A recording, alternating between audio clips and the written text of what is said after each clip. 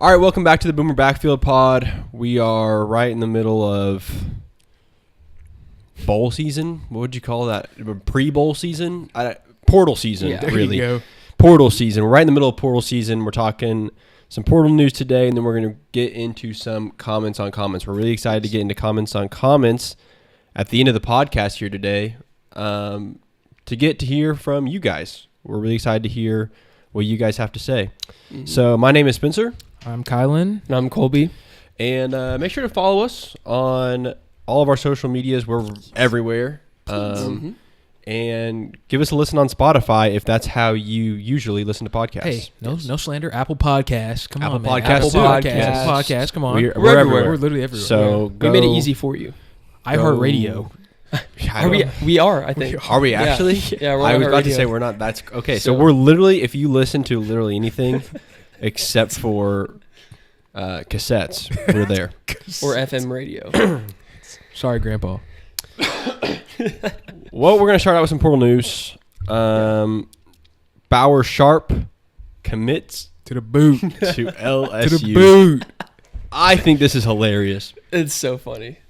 We'll put the picture in there, dude. Yeah. So Bauer Sharp, for those that don't know, most of you probably do, decided to play quarterback at LSU. Yeah, he did. When we were playing there, little pitch pass was designed to be like a tight end throw. He was behind the backfield getting spun to the ground, and he decides to throw it up. Jackpot. Hail Mary. Jackpot. And it got picked off, and then obviously, Yeah. it was just in typical Bauer Sharp fashion, just making a ridiculous play for absolutely no reason. So it's hilarious that LSU saw him do that and then said, We want this guy. "We want you." We want this guy. So maybe that comes down to maybe they just have the most insane belief in their tight ends coach, but that was actually hilarious to me that they offered him a scholarship.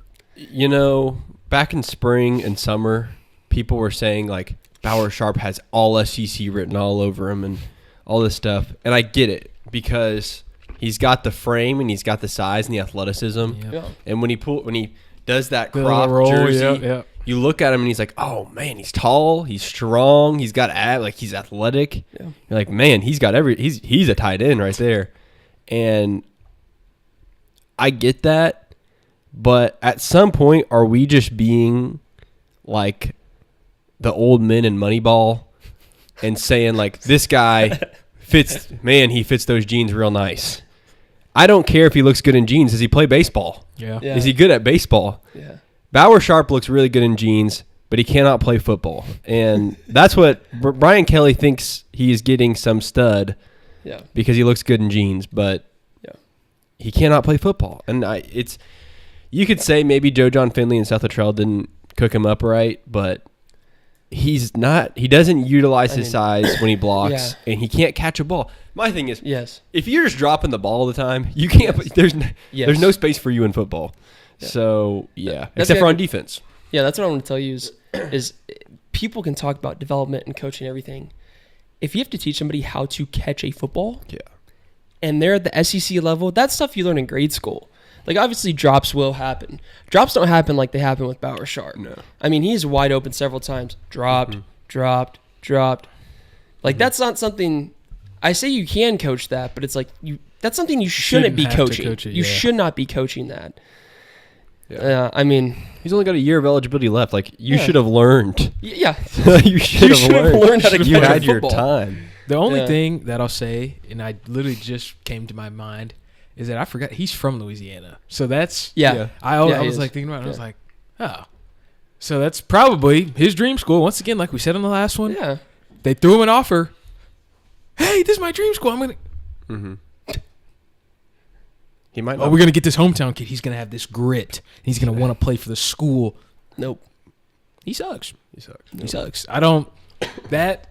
When I got on Twitter this morning and I saw the Hayes Fawcett edit of him ripping out of the OU with the purple and gold, I said, hold on, maybe this is like Western Carolina, man. Yeah.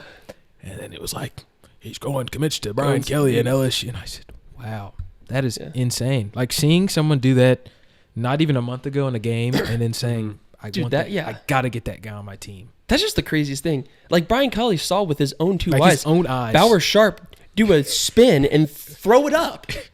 And he said, I want you. What I Crazy. really wonder is, because this is his last year of eligibility, and I know he's not thinking about the NFL. I mean, He is. He is. I but guarantee he is. I know that he thinks that that's a small chance.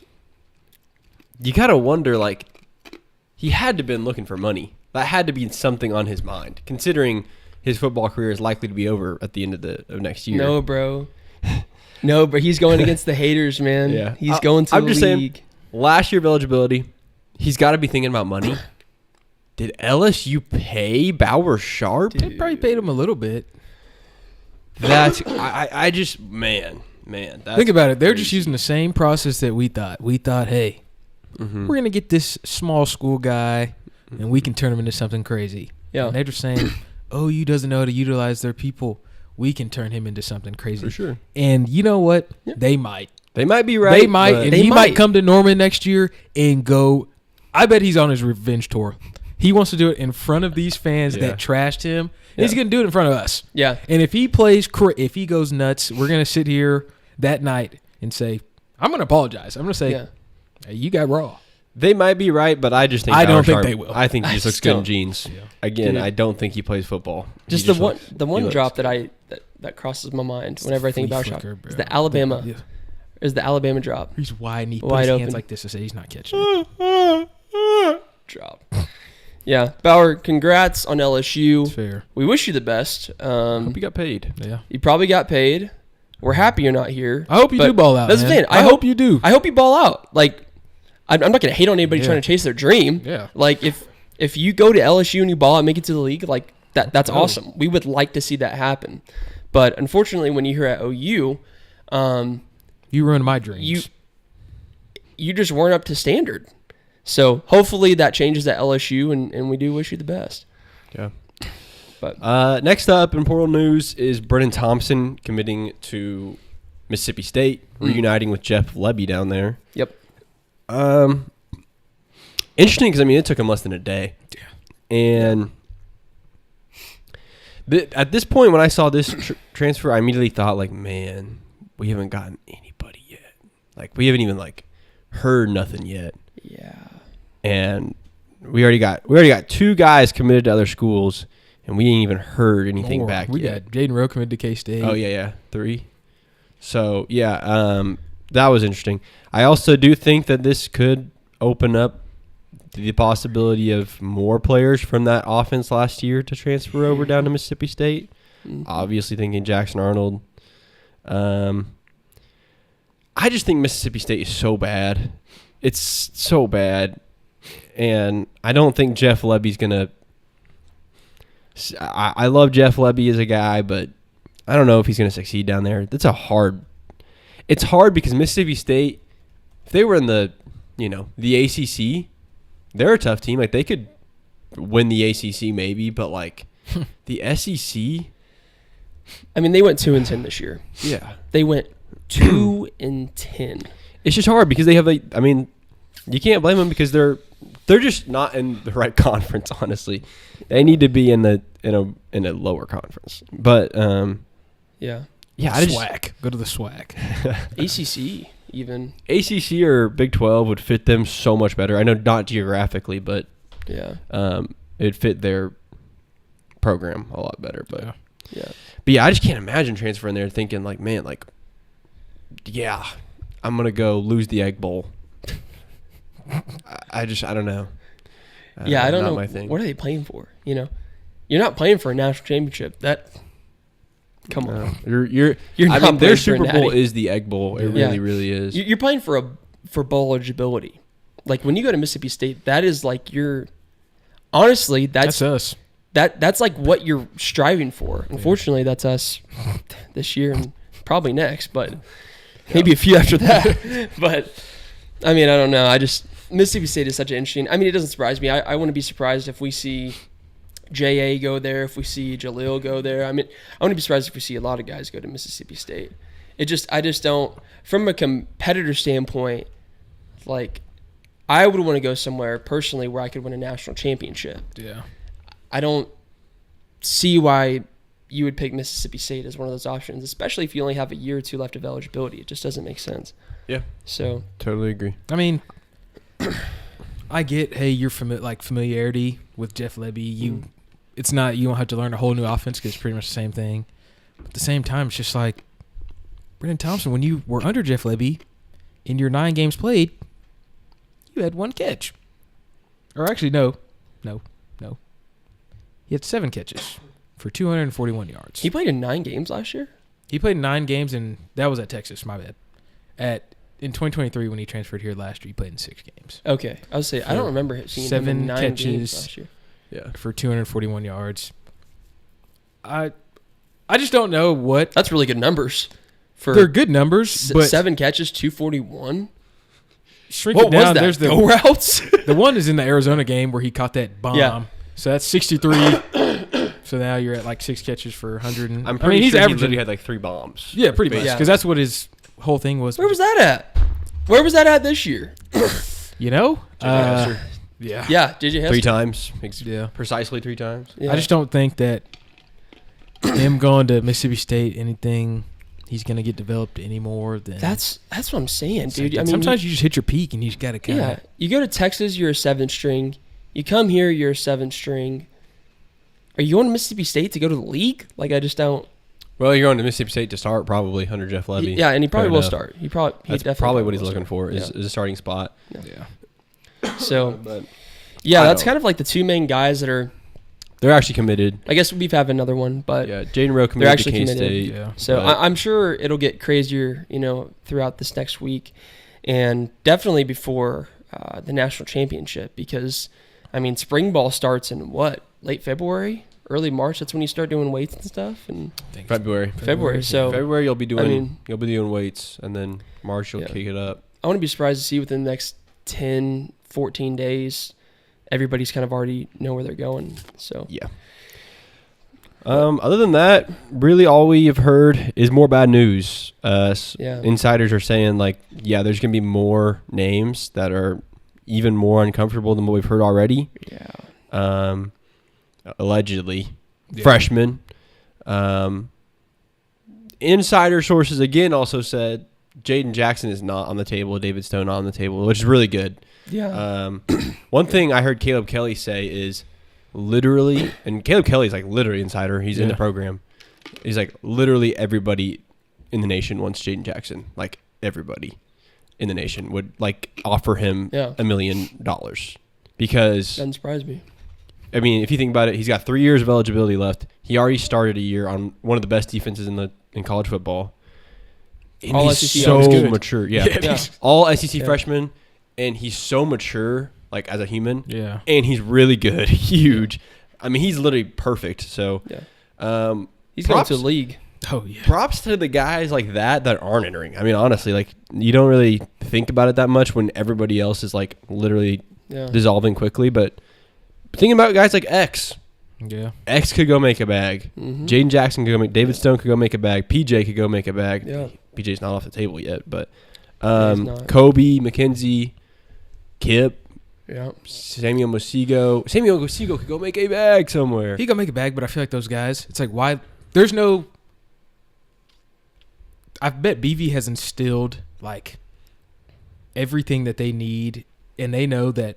Yeah, I might go somewhere and get more money, but BV will literally put me in the league. Yeah. All those guys, Yeah. I'll put money on it right now. We'll go to the league. Yeah. Kip's going to the league. Yeah. But I mean, like, you go take. Oh, I'm gonna go take $1 million else. But like, where else could you go that would have the same development that BV could give you? Well, with that point, I mean, some places I feel there's some places out there that I mean, you yeah, could there's, get- some, but it's Yeah. just like, dude, BV Like- is a defensive genius. Like, he will get I you agree. right. There's also like Georgia, Oregon. yeah. I mean, yeah, but you're already starting Michigan. here. Like, you might as well. I agree. sink it. I'm not saying like it's like oh yeah, transferring is the easy move. I'm just saying like I mean props to them for sticking around when we're probably gonna suck next year. Yeah.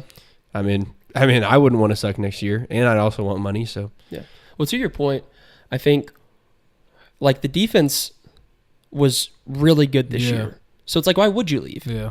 Obviously, money is probably like I would argue the driving reason. If you're an offensive player this year, I can understand why you're leaving. Yeah, I understand completely. Offense was terrible.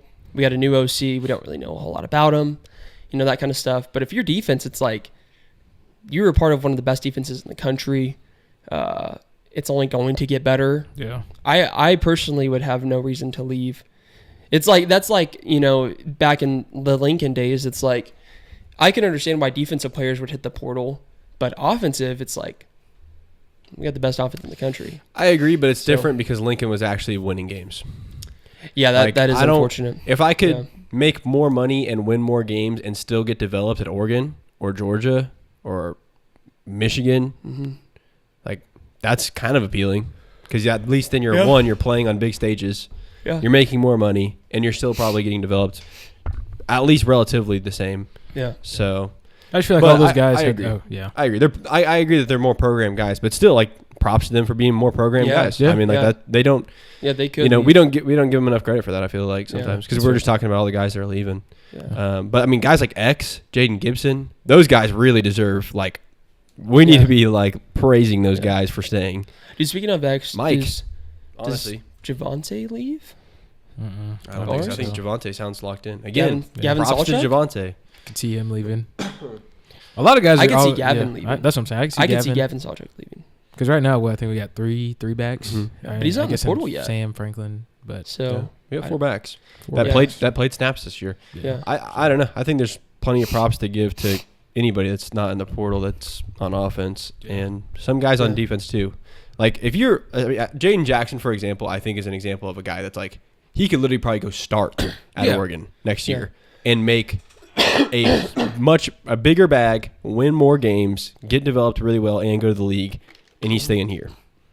I think that's I just feel like they knew that, especially for Jaden Jackson, he had offers from Oregon. I just feel like you would have went there out of high school anyway because you would have got more money pretty much off the rip. I don't think he knew. I don't think anybody knew how bad OU was going to be though.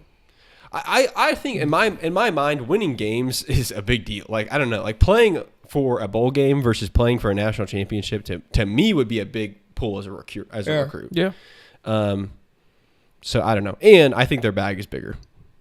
And just entering the portal in general and then coming back allows you to renegotiate your NIL. Allows you to be I need more money. Yeah. And he's not even doing that. So I think it shows a little bit of nobility at least. Yeah. That's fair. Yeah, especially when you're that heavily. Yeah. You are desired by literally any school in the country, and you probably start anywhere. Yeah. Yeah. That's fair. Who knows? I don't know. I'm glad that they're staying, but yeah. It's interesting. I feel like if you were going to enter the portal, you would have already done it by now. The portal opened on Monday. It's Friday. Yeah, it's weird because, I feel like the guys who were planning on leaving would have already entered by now. Obviously, there's still some end of season meetings occurring, but I feel like you'd have a pretty good idea if you were leaving by now. So I don't know. Hopefully, what I'm concerned about is that, and you're already seeing this on the wide receiver room, is like a snowball effect. One pivotal guy decides to enter the portal, and then everybody else decides to enter too. So I'm hoping that doesn't happen. Somebody makes up their mind, they have a meeting with BV or something. They're all right, I'm leaving, and then that instigates, several others too. These reports are talking about with the freshmen. So hopefully that isn't the case, but I don't know. I feel like you'd have a good idea if you're leaving by now or not. Yeah. It's weird to me that Brennan Thompson entered and then immediately just knew where he was going. Tampering. It's how does that not? And obviously the NCAA doesn't do anything except for punish athletes, but they don't punish tampering. But to me, it's how does that not spark a flag? You're telling me that he jumped in the portal, and on the first, and this probably did happen, within seconds, he probably was getting texts, and he decided overnight, I think that deal at Mississippi State's gonna do it for me. I got it. Go. It's a life-changing decision. Decision in just less than 24 hours. Slept on it once, woke up and said, I'm a Mississippi State Bulldog. Well, I mean, if you think, I guarantee it. He probably knew. Receiver room is probably talking. Jaquez leaves first. Obviously, he's probably an outlier. But then once that core kind of group, you see them start leaving. Whenever, probably Monday, you're all right, let me think. And who's to say, tampering to me, I feel like is so easy to get away with, because Yeah. like I don't know what the thing is for like I don't know what the word is I'm looking for, like the procedure to figure out if you're tampering or not, but he already has Levy's number. Yeah. From last year, so he's probably just, and then whoop, delete the text. It's gone. I feel like it's probably some deeper stuff to it, but like nobody's probably checking them out like that. I know, but I'm just saying like that's crazy because it is nuts. How does that not spark a flag that you're telling me he went over, like he knew. He found out Thursday night how much he was going to get paid at Mississippi State and if he was going to start, all that stuff. And then he just decided in 10 hours that was enough time, like that was enough for him. I don't know. Yeah. Like he literally, what we're supposed to believe happened is that on Thursday night at like 6 p.m., he got a text probably saying, you're going to get paid this much and you're going to play this much here. And he probably got that text from 10 schools, right? And he just decided on Mississippi State in like 10 hours. I don't know how that doesn't spark a flag with the NCAA. Yeah. To at least try to investigate. I know it's hard to investigate because you can literally just delete text messages, but still, it's like you can at least try. It's crazy. They're probably just like, we got so many people entering the portal. They just can't even control it. Like They can't even control their own madness. Yeah. Which just shows how bad the system is. It's just it's out of the NCAA's control. So whose control is it in? Well, it's just nobody's. It's in nobody's control. It's just I think it's probably like big name guys. Like I bet there's probably some Quinshon Judkins when he left Ole Miss. It was probably like, we're gonna go check that out. But if you're not a big name, if you're a guy like Brennan Thompson and you're going from OU to Mississippi State, they're like tampering. He's moving down. It feels like. Yeah. Mm-hmm. Yeah. Now if he goes and he comes to Oregon in 10 hours, then it's probably like, what's going on? Yeah. He's not good. I feel like Caden Green? Caden Green. That situation was like, it just had tampering written all over it. And it's like, how does that not even get an investigation? Yeah. Because it was like literally all over it. Yeah. You coach probably sat down and were like, here's, if they come with us, if they come at us, this is what we're going to say. Yeah. And have something written out, some script. But yeah, absolutely. Oh, they definitely do. They definitely do. They absolutely know. When they're tampering, they are thinking ahead. Like, okay, so if we get caught, this is what we're going to say, and this is how we're going to go about it. Mm-hmm. They're 100%. That's exactly what his dad. We were negotiating with his dad. Yeah, we're negotiating with his dad. We're not. They know the loopholes. Yep. They know what they're doing, that's what I'm saying. And they know that if they get caught, they're going to say something that'll get him out of it. Yeah, they're not stupid. Who knows? Yeah, I don't know. Yeah. But with that, let's roll into our favorite section: comments on comments. This is what you all have talked about. This is your thoughts, your feelings, and we want to talk about it because we're interested in hearing what you guys have to say. It's interesting. We post several times a day, obviously, so we're trying to give you guys good content, but we really want to hear your thoughts on what, you're thinking, because we obviously want to give the best content to you and talk about things that you guys care about. So with that being said, we have 4 comments for you today. These are people that we just found randomly on our pages. We kind of just scroll through and kind of just guess pick, and these are the ones that we pick on. So with that being said, I'm going to start out with Michael. Michael said, when you hire an OC and fire him barely halfway through the season, you better look at who hired him. BV is a great DC. He's a rah-rah guy. Not a good administrator. Watch North Carolina with Coach B, Belichick. He will show you how to run a program. But OU financially, can they afford to run with the big dogs? Not sure they can. Different world now, and deep pockets will win. Yeah, Michael, this is something we've talked about earlier in the year and a lot towards the end of the season, which is BV's decision making. And I remember we talked about that when the reports about really when everybody was talking about firing Luttrell, and BV didn't do it for several weeks, and we kept saying like, why not? What do you have to lose? We need to make this decision now. There's BV has unfortunately a track record of making really bad hires.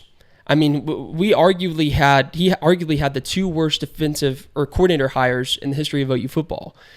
Ted Roof and Seth Luttrell.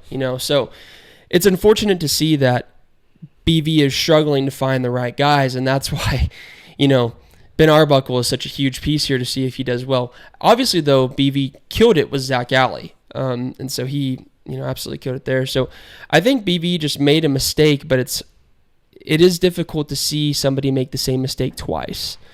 And, you want to see some better change. Bill Belichick at North Carolina, that's a whole other thing. I'm really interested to see how that works out. One of their receivers entered the portal today, a day after it was announced. So I am curious to see how that, works out with Belichick. But, yeah, BV's hires are interesting.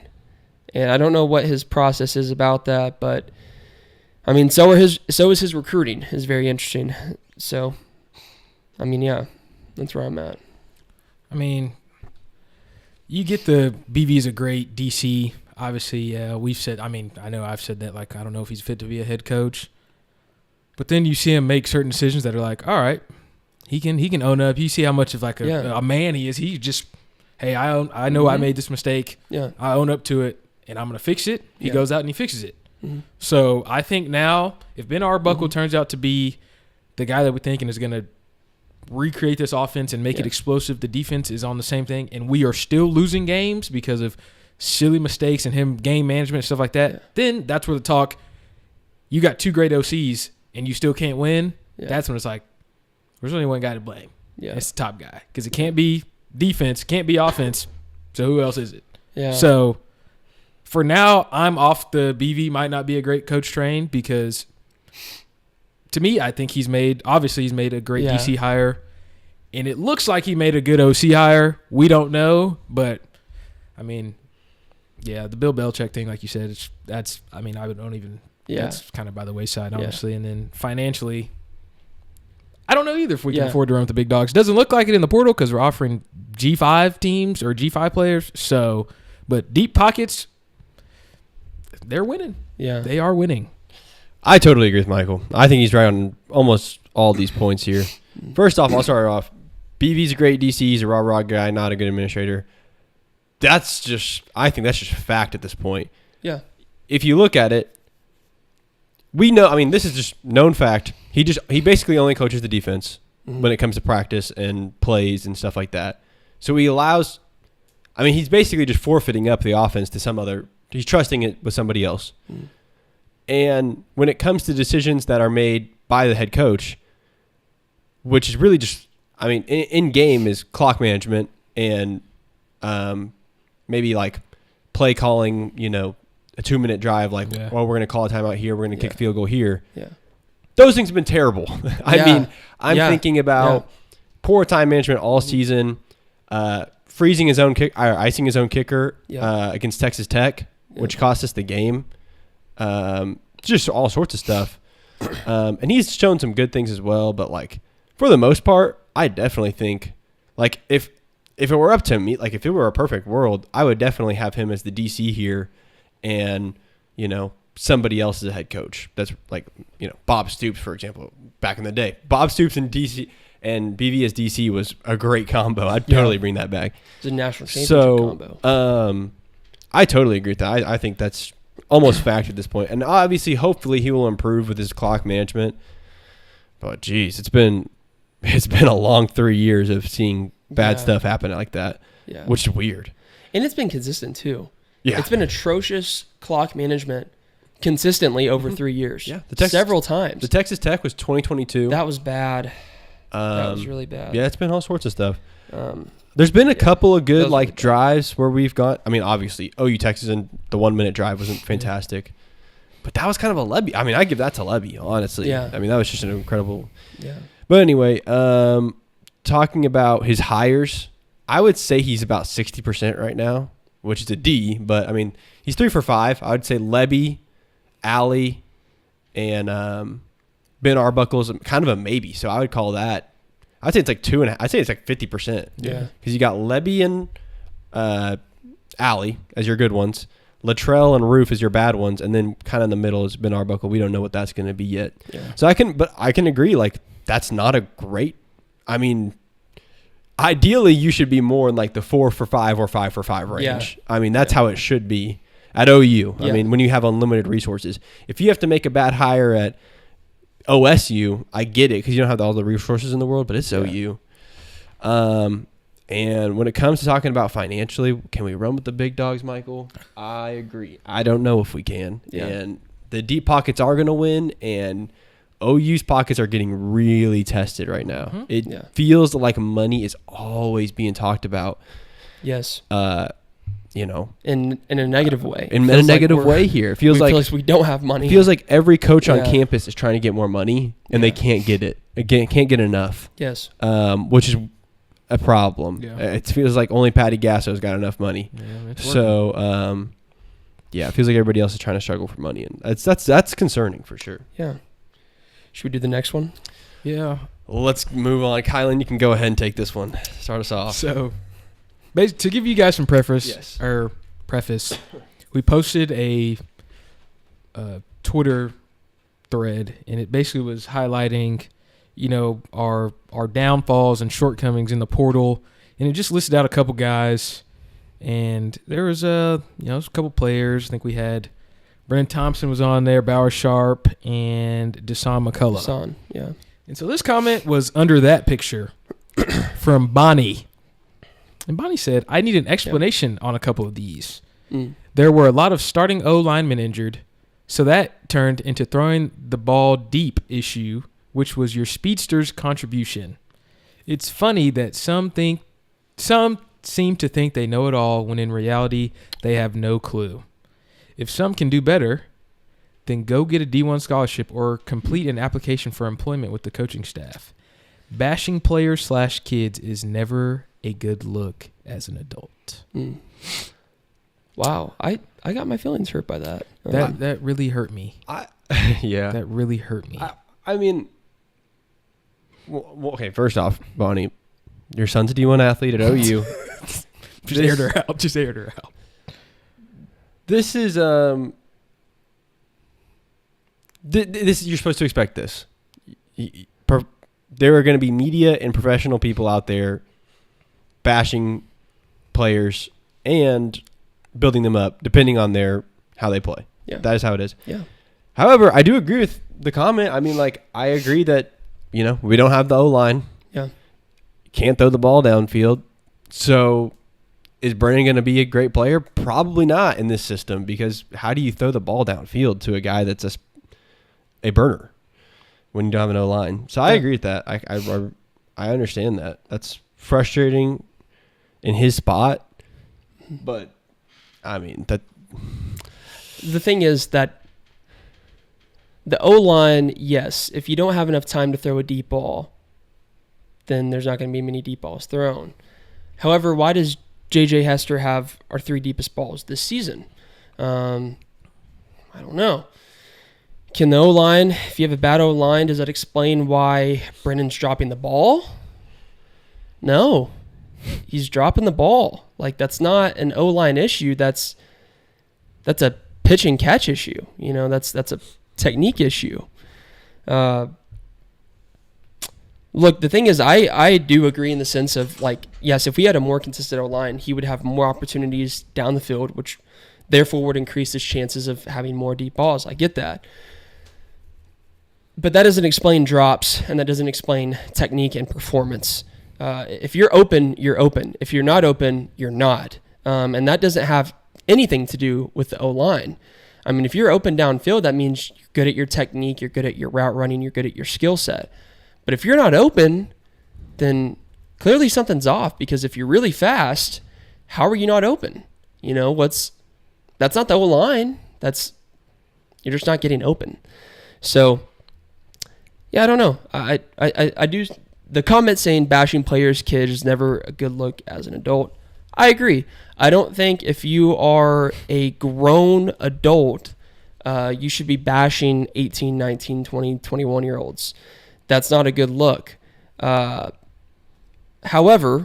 I am 23. I am 23. He is our age. And being a former athlete, there are things that I see that I think need to be talked about. And, I can say from playing football, yes, I did not play at the SEC level. I do know how to catch. I do know how to throw a football. So, yeah, that's all I have to say about that. I think they saved me for last, because I had a special message. And Colby kind of hit on it. So the first part, when I read this, I'm sitting here yesterday, and I'm looking at our comments, and I think I sent it, and I said, "Oh wow, look at this comment, guys. If some can do it better, then go get a D1 scholarship or complete an application for employment." I've heard this too many times from parents that love to say, I said, do you guys understand that this is literally our job, is to go and evaluate what you're doing and then comment on it. Talk about it. That's literally the whole point of this. Yeah.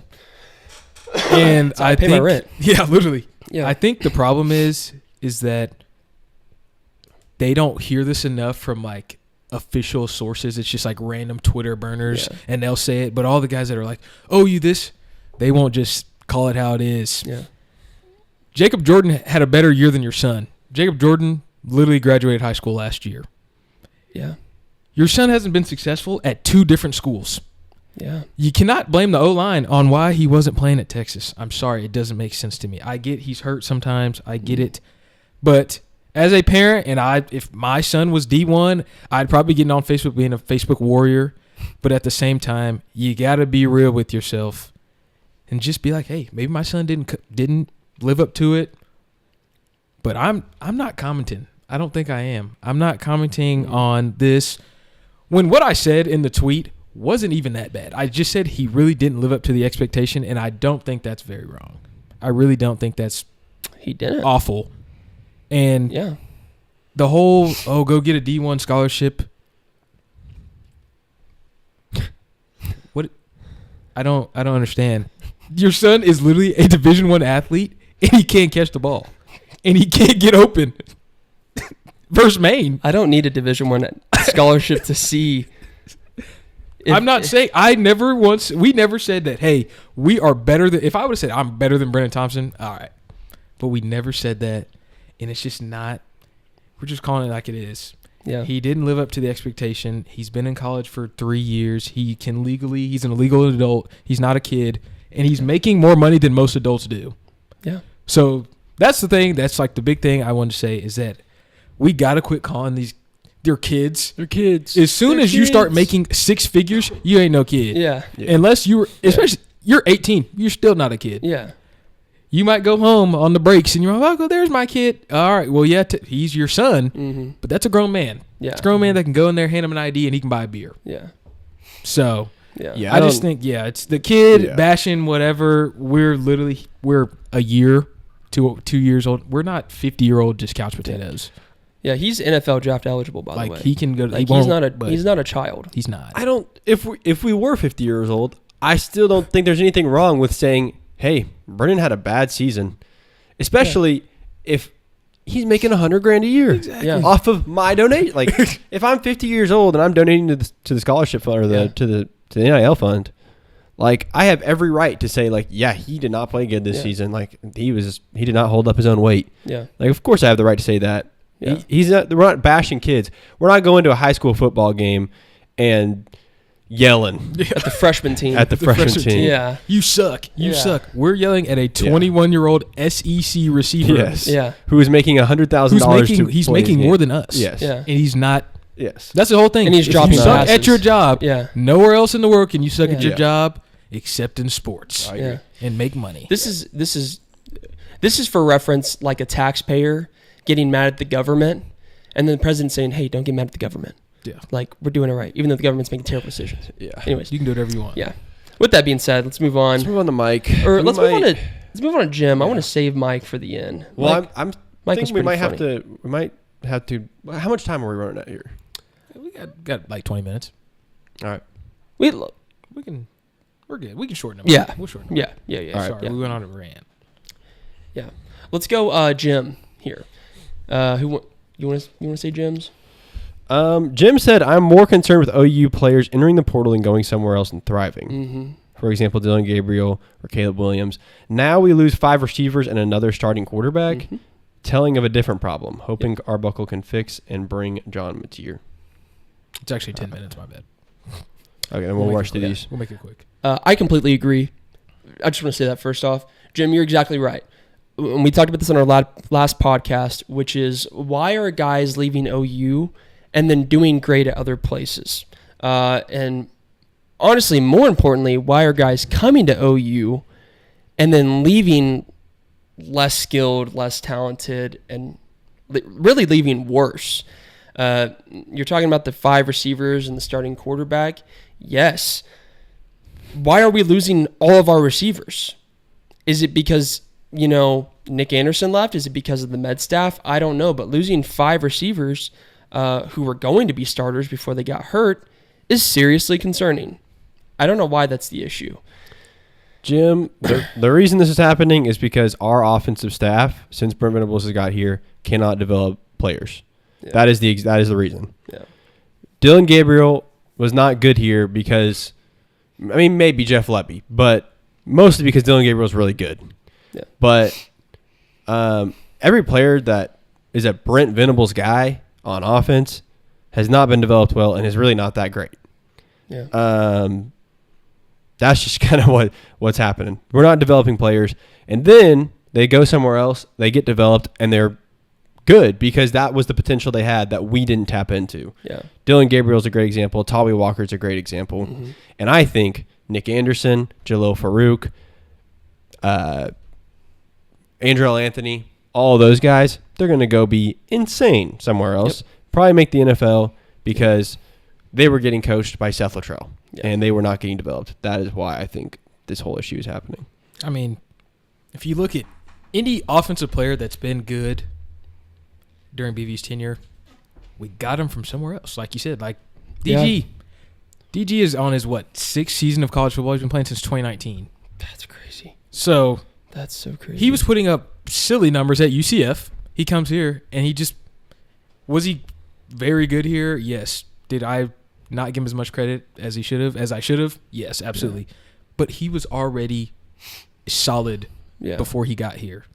You look at, like you said, Tawi Walker. Tawi Walker went the JUCO route and then came here. So it's like they're not coming here straight out of high school and just balling. Yeah. I can't even think. But on the offensive side of the ball, I don't even know who we have that's been like, maybe Nick, but where's he at? He's in the portal. Probably going to A&M, probably going to LSU somewhere. Yeah. So, like you said, BV just has a very bad problem that I'm so glad that I don't have to deal with on the offensive side of the staff or offensive side of the ball.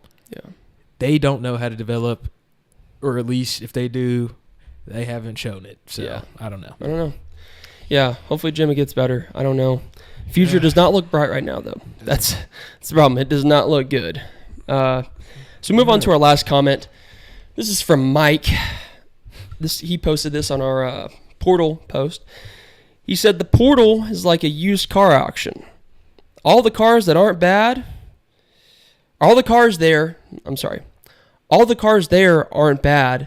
but the bad ones are. That's fire. That's fire. That's fire. Fireball. Yeah, Mike, you're not wrong. Everybody in the portal isn't bad, but the ones who are bad are very bad.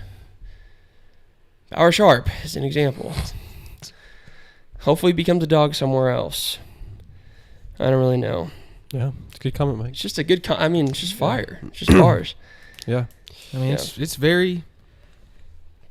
There's not much you can expound on it because you just get it off the rip. It's just off the rip. It's it'll make you kind of think and be like, "Whoa, it's actually fire." It's a used car. Literally, the transfer portal is a used car auction. You're trying to get a little rental. Yeah. Good comment, Mike. Yeah. Good comment, Mike. Just want to showcase that, but that was fire. I hear you. All right, Mike. well, we will be back. Ooh, let's see, in about a week. It's gonna be a while. I'll be back on Thursday. So about a week from now, we'll be back, and we will be going over the playoff preview. So we will be looking over those first 4 home playoff games, which is really interesting because there are some really good games lining up there.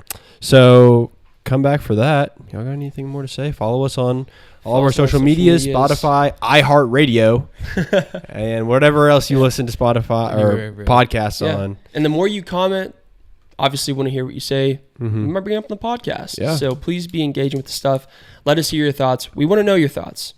Yeah, we're literally reading all the comments, and if you have a good one, we're reading them. So yeah, we read every single comment. So be sure that you write us a novel, write us a book. Write us a book. Seriously. Do something. Yeah, especially in the off season, we will definitely be cooking up on these comments. So, all right, Pod. Yeah, thanks, guys. Peace.